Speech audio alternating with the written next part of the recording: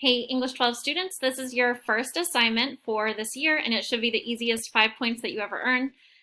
So remember, if you haven't done an ed puzzle before, sometimes the video is going to stop. When it stops, you need to answer the question that shows up on the right-hand side of the screen.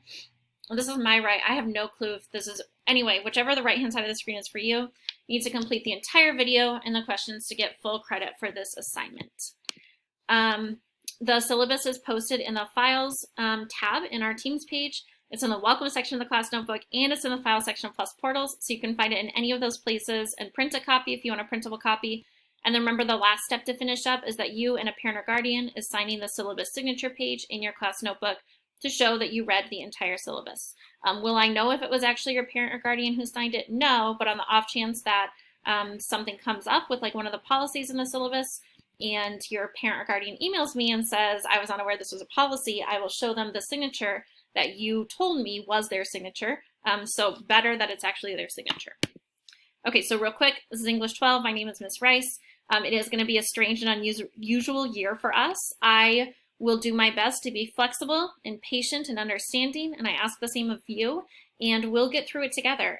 There will be times when it is stressful because things are not going the way that we want them to go.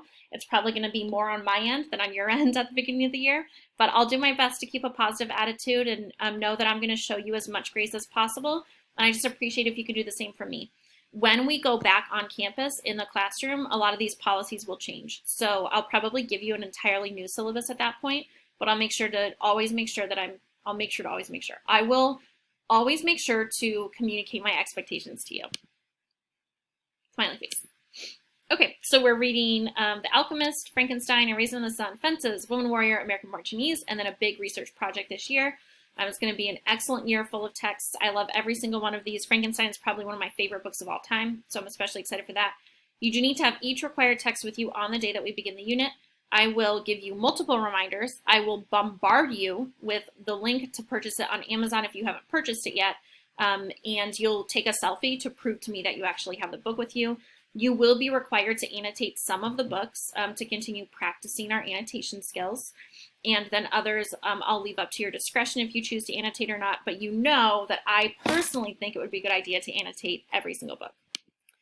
Why did I make that grimace face?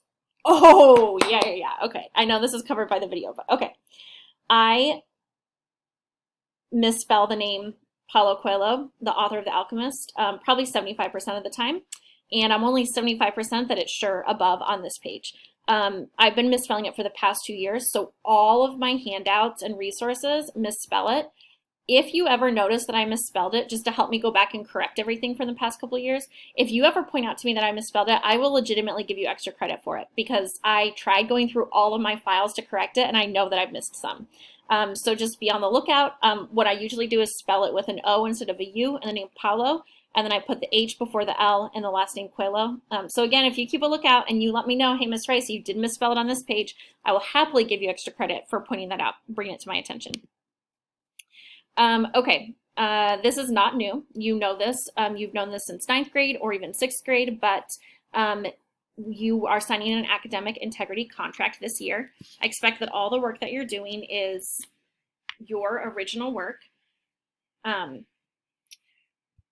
Just like previous English classes, if it's your first instance of academic dishonesty, then you get half credit on the assignment, or you have a chance to redo the assignment for half credit. If it's the second instance, which I hope we don't get to, then you get a 0 on the assignment. And then at that point, we're talking about schoolhouse consequences up to and including suspension or potentially expulsion. And we'll be using Turnitin like we always do to check that. So again, what I care most about is that I get to see your original work and that we avoid these sad, grimace, sweating faces. If you had me for 9th grade, you already heard this spiel from me, but this is true, and it's been true every single year that I've taught. I don't remember the names or the grades that I give students or the grades that students earn. I couldn't tell you if you told me a name. If you had me in 9th grade, I don't think I could tell you what grade you got in 9th grade. I do remember every single student that has ever been dishonest in the work that they've done in my class. So that's part of how you present yourself, and the legacy that you leave with people behind is how you conduct yourself. And I want to have fantastic and positive and inspiring memories of each of you. 3 places to find assignments, and I'm going to try to duplicate as much information as possible just so it's super easy for you. On Plus Portals, I'll put the remote learning calendar each week. I'll also put the specific due dates throughout the week for particular assignments. You can check your grades there. In OneNote, I'll put all the resources and assignments, and then in Teams, you'll turn in completed assignments, and we'll go through and practice that together. I'll always try to communicate to you, or I always will communicate to you the time that an assignment is due.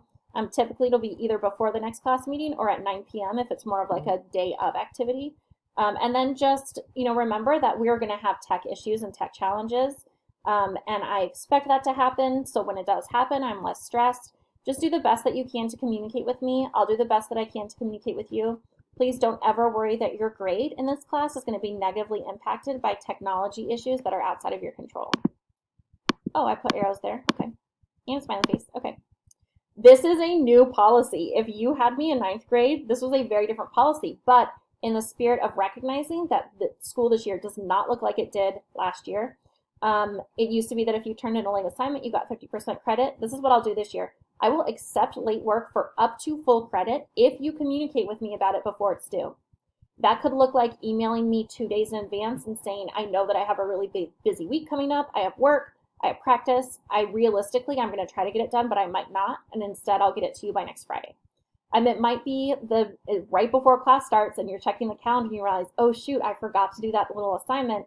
Even then, just email me or chatting me and say, I'm so sorry I forgot to do it. I'll get it to you by 9 p.m. tonight or whatever. That's just an important life skill to be able to say, I can't always guarantee that I can get everything done on time, but I can guarantee that I will always communicate with the people who are expecting something from me, and I'll let them know why I haven't gotten it to them. If you don't let me know in advance, you can still turn in late assignments, but that would be for 60% credit. And then I am going to cut you off at the end of each unit. So you could not turn something in January that we were doing in September, because at that point you're just trying to get a few points back and not actually learning from it. For absences, again, you all are seniors. You have a lot of practice in being responsible students, so I don't think this will be an issue. On my end, my job will be to put everything you could possibly need from class on Plus Portals, Teams, and OneNote. On your end, your job is to go look in those places to find out what you missed. I don't want to hear, did we do anything yesterday? That's the worst possible thing a teacher can hear, because asking it as a yes or no question implies that possibly we didn't do anything. And I hope that's never the case. What did I miss? That tells me you didn't follow up on your end of the responsibility. I didn't know I was supposed to do that because I wasn't here. Again, that's telling me that you're not doing your part of the job, which is to look in the places that I've given you these resources. As always, you have as many days as you were absent to turn in for full credit. And again, the end of the unit is the final cutoff for accepting any work. We do raw points in this class, so you do not have category weights. We have worked it out so you have approximately 30% of your points will come from homework and classwork, approximately 50% will come from quizzes, approximately 40% will come from major assessments, and approximately 15% will come from the semester final. But it's all approximate because it depends on how many points we actually end up doing. In the past, students have liked doing raw points best because it tells you exactly how much weight each assignment is going to be in the overall grade book, and it also helps you prioritize. If there's an assignment that's worth 200 points, then you know it's probably going to be like 5 times as important as an assignment that was worth 40 points. I trust that you're going to use your computer for academic purposes. I trust that your cell phone's not going to be a distraction while we're learning together synchronously. If I have any concerns about it, I'll reach out to you and a parent or guardian, but I'm going to go with the expectation that you are adults and you know how to manage your technology and you will not let it impact your learning. And again, it will only be if that's not the case that I have a conversation with you about it. Go to the restroom when you need to go. You don't need to let me know. The only exception might be maybe we're doing like a graded discussion and you need to run to the restroom, and so then it would be strange to like not let me know because I'm going to be like, where did Jessica go? And then just communication. If there's one thing I can emphasize to you, it's communicating with me. We're lucky in that you can email me at any time. You can also chat with me at any time on Teams. I won't be able to reply like while I'm running a class meeting, and I won't reply outside of school or office hours most of the time. But I will always get back to you. I hope if you had me as a student in 9th grade, you know I do take it really seriously to respond to student emails, and the handful of times that I've dropped the ball, I do sincerely feel very bad about it, and it's my priority to make sure that I'm always communicating with you. So please take advantage of that and let me know at any point, questions, concerns, comments, need help, I don't know what else, fun pet photos of the day, whatever it may be. Restroom policy, communication, great. Okay, and then finally, these are behavior expectations that I have for every year for students, and I think they remain the same even though we're in a remote environment. I commit to you that I will treat you and your learning with respect. I will always do my best to make sure that you feel comfortable and that you feel safe. That means emotionally safe, intellectually safe, and physically safe.